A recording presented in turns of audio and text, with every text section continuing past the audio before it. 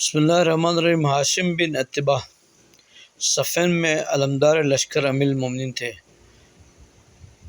مرکال ان کا لقب تھا کہ نہایت تیز رفتار اور چابکدستی سے حملہ کرتے تھے۔ محمد بن ابی بکرہ سما بنت امیس کے بطن سے تھے، جو پہلے جناب جعفر کی زوجہ تھی، اور ان سے عبداللہ بن جعفر پیدا ہوئے تھے۔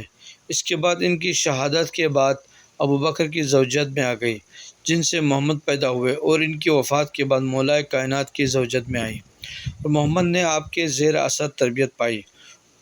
یہ اور بات ہے کہ جب عمر و عاص نے 4000 کے لشکر کے ساتھ مصر پر حملہ کیا تو اپنے آبائی اصول جنگ کی بنا پر میدان سے فرار اختیار کیا اور بالآخر قتل ہو گئے، اور لاش کو گدھے کی کھال میں رکھ کر جلا دیا گیا، یا بروئے زندہ ہی جلا دیا گیا۔ اور معاویہ نے اس خبر کو سن کر انتہائی مسرت کا اظہار کیا۔